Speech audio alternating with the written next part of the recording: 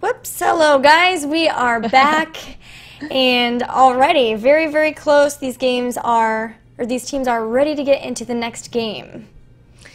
I mean, with a game that was less than 9 minutes to start out the series, I'm sure both teams, Banana Bread wants more and Power Overwhelming wants a chance at redemption. Yes, yeah, Power Overwhelming was so convincing for sure in that. I'm betting we see a different Banana Bread come out, or saying, all right, so that happened. We're gonna draft a little more serious here. Maybe not a Rainer. We'll have to see if Rainer makes his appearance once again. Yeah, actually, Rainer was Power Overwhelming, right? I'm not mixing it up, am I? Team Banana Bread was blue and Power Overwhelming was red? I think. No, Banana Bread was the one that lost. Okay, well, apparently my memory has team dyslexia. But anyways, moving forward, yes, I'm really excited to see which of the compositions will be similar and which will be very, very different. It looks like we have the draft counting down, and they are selecting a map at this point, Gilly? Yeah, so they don't actually go through the full map bans. I believe that one team just gets to pick the next map. I think it's the winning team picks the map and the losing team picks first, or something to that effect. Actually, I will try to figure that out, but we're not quite sure what the next map will be. Here we go. Where's that? There it is.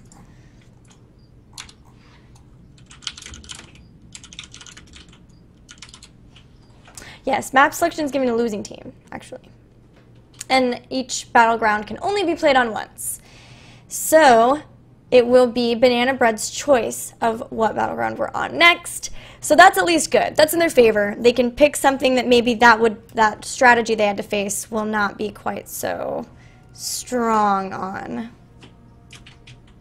Yeah, I mean, as somebody who really likes casting creative compositions, I would love to see a similar game again.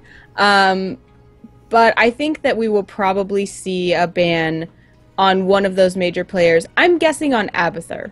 I'm guessing that probably they will not want to deal with an Abathur again, because Murky is probably not quite as viable without an Abathur, and Johanna is played in lots of team compositions, so banning her isn't going to prevent necessarily a creative combo. So I would guess that we may see an Abathur ban. Yeah, I think that would probably be the best option. Maybe ban that and take Johanna. Yeah. I think taking Johanna is always a good choice. She's a favorite of mine.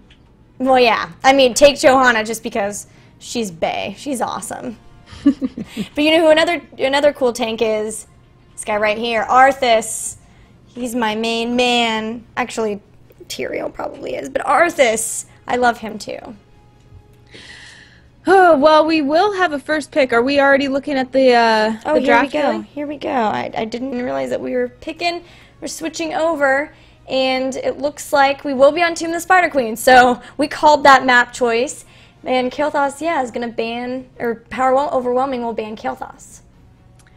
Yeah, and I think, Gilly, just to confirm, the score on the draft page here, and the chat is confirming that it actually was Banana Bread. Oh, sorry. Who won. So unfortunately, it's you who has the team dyslexia, but it happens to the best of us as we go through these tournaments. Yeah. And they switch colors on us all the time, and as you can see here in the draft, they have switched colors as well. So Banana Bread is going to be represented in red in this draft. But we do have the first ban from Power Overwhelming as Kael'thas, and the first ban from Banana Bread as Jaina. Really popular heroes to be picked. In terms of those bursty standard compositions that we talked about, but not ones that we saw come into play in the last match. So as we predicted those would be banned, we were wrong. And we do see a first pick ETC, so things are shaping up to be, perhaps similar. Yeah, I mean, Jaina and Kael'thas are both so good on every map, but then also because this map rotations are so good, burst is so great, you can bring around somebody like Jaina or Kael'thas. You can get a lot done, but Banana Bread are going to just slightly amend their comp. They grab the Abathur, but instead are going to get Illidan with him this time as well. And we've already seen they have a very competent Abathur player, so Power Overwhelming are going to have to figure out how to deal with this Abathur Illidan composition that we see so often. Absolutely. I'm happy to see some more Abathur play. We didn't get to see Abathur Illidan, which is what you were mentioning in the last game as a power couple, and I'm excited to see how that works out. The Uther, Muradin, ETC lineup right there is really interesting. Uther is probably the tankiest support that's out there, so adding a tank to a dual tank, and not only a dual tank, but Muradin being the tank that we most often see as a solo tank. So Power Overwhelming just really is saying, fine, but we're not going to die. So there. Yeah. And they've taken a lot of, I mean, Muradin is one of the top heroes known for taking, or for being able to deal with an Illidan. So they've definitely got that. They've also taken away the idea of a divine shield for that Illidan as well. Although oftentimes with the Abathur Illidan, you like having Rhaegar as a support anyway. So we'll have to see if that will mess with them too much or not. But Banana Bread are going to choose to ban Zeratul. We've seen the power of Void Prison on this map, so I think that's really great. And Power Overwhelming, though, look who they've banned. They've banned Johanna. So they've already chosen their tanks, and they're saying you can't play with the tank that you had last time. You're going to have to pick a different warrior to try to deal with our composition and keep your Illidan alive. And that's especially interesting because they have picked 2 warriors already. They picked 2 and banned 1, so that leaves a lower selection for Banana Bread as they try to figure out who's going to tank for their team. They are going to grab the Brightwing, so they liked playing with that last time, and Tassadar. So they're looking at the 1.5 supports right now. Not concerned with picking up their tank, as they do know that Power Overwhelming probably won't be picking up another one. I think they're maybe going to be looking at a Tyrael, but Power Overwhelming grabbing one of the best heroes on this map when you're wanting to know exactly what's going on everywhere. Zagara's creep spread, the ability to drop creep tumors that then spread out creep that give you vision and allow her, of course, to be able to move quicker. It's so amazing to be able to see what's happening at both of the turn-ins. And Banana Bread, it will force Banana Bread to have to constantly be clearing the creep. And look who else they're going to pick up. They're going to grab an Asmodean. So now they've got some super push heavy heroes. Banana Bread going to finish their composition with Anubarak as their warrior, their person who will be trying to get into the fight and mess with Power Overwhelming's damage dealers. But looking at this, that might be really difficult with a Muradin and an ETC zoning. Wow, this is a really interesting composition again. So props again to these teams for giving us something fun to play with. I'm looking at Banana Bread and at Anubarak and looking at, you know, how successful they were last time with Abathur alongside a tank with lots of escapability, as well as a specialist, or maybe he's a specialist, isn't he? Yes. Who can do lots of damage. They don't have the specialist composition that they had before. And just Illidan alone as the main damage dealer is not quite as scary looking to me, but they do have a lot of vision, a lot of presence, and Anubarak as the tank does have a similar amount of escapability with that burrow. So I'm interested to see how that plays out, but my tendency to be drawn to Zagara makes me really excited about Power Overwhelming's composition as well, though I'm concerned about their ability to deal damage. Who, Power Overwhelming? Yeah.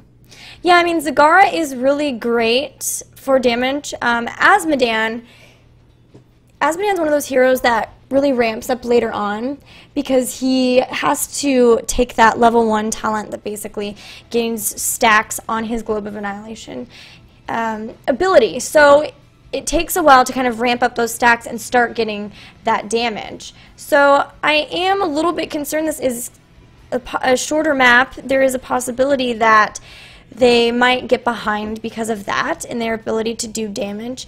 But they do have 2 tanks, which means that they will be pretty substantial if they get into any early game fights, as well as Uther's basically a half warrior because he is so tanky as well. Absolutely, and he can do a lot in terms of CC. His stun is super valuable, so he has a lot of applicability outside just being a healer, but he is also a great healer, and that's why we see him so often in these games. He's so versatile and so applicable to so many different team compositions. We also talked about his Divine Shield being really valuable in team fighting, so maybe they're counting on Divine Shield to up the survivability of one of the heroes that they're looking to use to deal damage. Yeah, definitely true. I'm really excited. I think that we'll see Banana Bread once again picking up the promote. They'll have a potential for double promote once again with Tassadar and Brightwing, and then with Abathur too. They're going to be pushing a lot as well. But it does leave things a lot up to Illidan for damage. So both teams kind of, not really favoring full-on, like a ton of bursty damage like we often see. Yeah, and I like that. I like a reprieve from the norm. That's always really fun. And I guess let's talk about Tomb of the Spider Queen and how that map is going to influence this. If you're not familiar with Tomb of the Spider Queen, again, it is the smallest map currently in our pool, so we go from the largest to the smallest maps. There's a lot of nooks and crannies to hide, and not a lot of space between lanes, so we'll see heroes probably not necessarily sticking to one lane, but moving between them quite a bit to both gather experience and try to get picks on their opponents. The mechanic here is that in the top of the battlefield and in the bottom of the battleground, not battlefield, there are two places to turn in gems in order to curry the favor of the Spider Queen herself. And if you manage to, she's going to spawn some web weavers in each of the lanes, all three lanes, according to how far that lane is pushed. And those web weavers are going to fight for you, mostly with the goal in mind of pushing down structures. Yes, both teams will have a lot of ability to help those web weavers as well, because both teams have a lot to be able to push down structures with. Both an Abathur with 2 promotes potentially on one side, and then the other side they've got the potential for at least tanks, so they can stand underneath those turrets and deal damage if they ever were to win a favorable engagement. So we are loading in very soon. We are 1 up in favor of Banana Bread, but Power Overwhelming can definitely still come back in this series as it is a best of 3. So let's go ahead and introduce the teams. In the blue, once again, is Banana Bread. They were the victors of the last game. I'm sorry, dudes, for being wrong with that. We've got Renegade playing the Illidan Steinberg on Tassadar. Doggenstein playing the Pajamather once again doing the worm. Bomber Dog on that adorable Anubarak, and Strat playing Brightwing. And of course, in red, we have Power Overwhelming. US Ragnarok is going to be playing Uther. Nub Poner Leet will be on Asmodan, but Mac will play Zagara. C. Dumont will play ETC, and Horu will take Muradin. I mean, dancing points, you have to give them to Banana Bread for sure. I do. This time it was like a ring around the rosy instead of a line dance, so they're varying their styles for us. I really appreciate that. Ooh, already some interesting talent choices. First of all, we do have a scouting drone for Brightwing at level 1, so that plus the Tassadar, they're going to have a great amount of vision, which is really good. They need to be able to have that to deal with the vision that Zagara will be having with her creep. But Zagara didn't go creep build. She actually picked centrifugal hooks, so she's going to be focusing on sieging, and I think that's a great idea with the idea that Banana Bread was doing that last game, as well as the fact that they have an Azmodan and a Zagara together. Yeah, and she has to be cognizant of how much damage she can deal as well. She's not just a vision type hero in this composition. She can still use her creep to great advantage on this map, even if she's not using her talents to buff it. Illidan will go down. That will be the first takedown of the game in favor of Power Overwhelming. They're actually coming back in trying to maybe pick up Strat, but she's still got the pixie dust, so that won't be too much of an issue. However, Abathur's desperately trying to keep Steinberg alive here, who will be able to use a plasma shield on himself and keep himself safe. So for now, it looks like Banana Bread, but they're getting a little bit low, but they're hanging in there, and they've got the potential to bring back some experience with some good siege, especially once they pick up that promote at level 4. We do, of course, see Doggenstein as Abathur just hanging out back here in the base and using that symbiote. We've seen it on Tassadar a bit. so far, and being spread out, of course, Illidan may be the focus for where the Abathur attention will go, as he's going to be the heftiest damage dealer. Really interesting that what hit Azmodan? I was like a Nubarak. No, Abathur. No, he picked up Sieging Wrath, so increases the impact damage dealt by 50% depending on how far the missile traveled. So not picking up the stacks talent, instead going for just being able to siege, which makes a lot of sense. That's obviously what they're trying to go for, looking at the centrifugal hooks pickup from Zagara as well. Yeah, that is the name of the game. Pushing down structures has to be done if you want to win a game, and Power Overwhelming is looking to do it quite well. Looks like we have the two A names, Nubarak and Azmodan, battling it out here in the mid lane. It looks like Bomber Dog is successfully moving this lane closer and closer to the wall. You want to keep that going in anticipation of the Webweaver spawning, which we don't look close to yet. Illidan was trying to pick up these siege giants on bottom.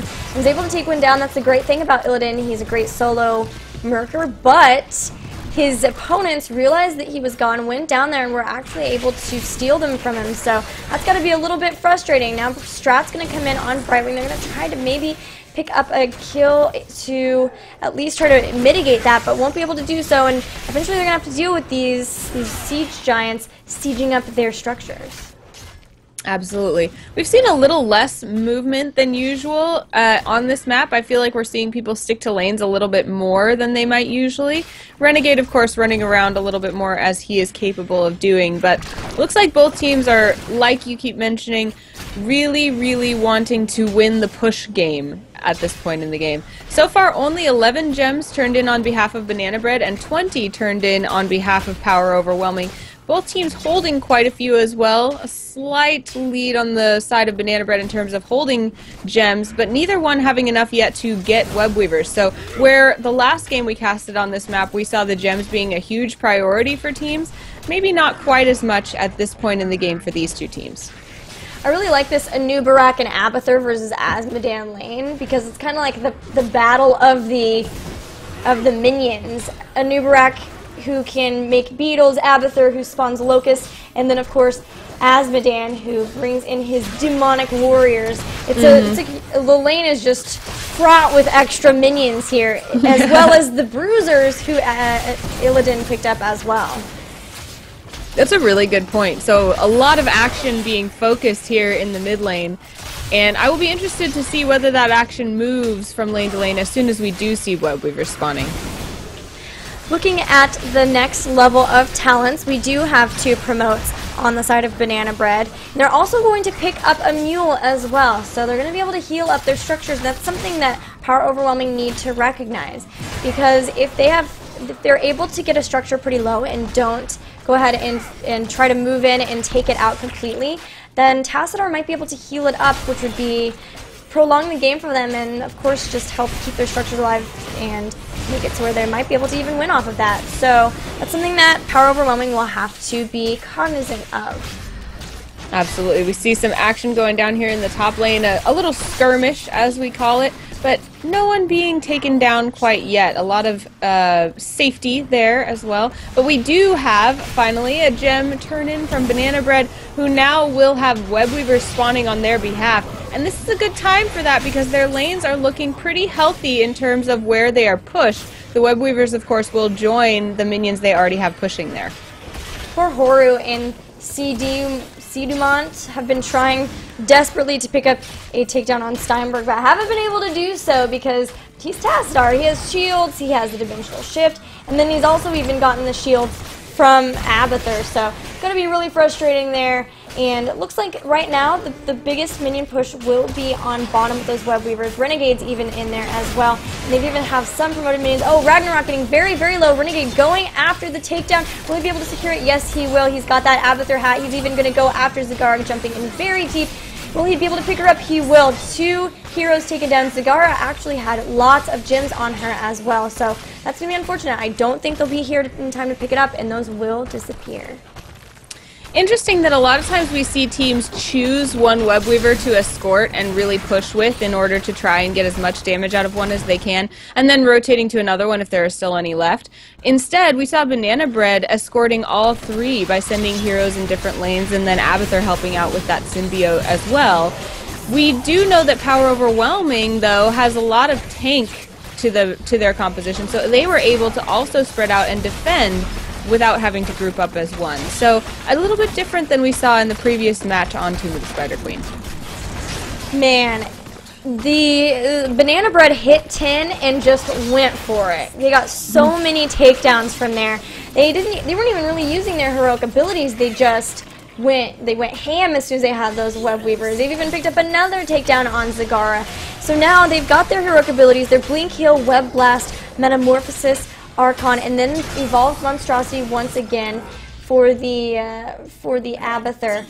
But they've got their opponents almost to 10. There they are as well. So now they're going to feel a little bit more confident. Red Web Weavers are descending, so this will be Power Overwhelming's time to try to come back.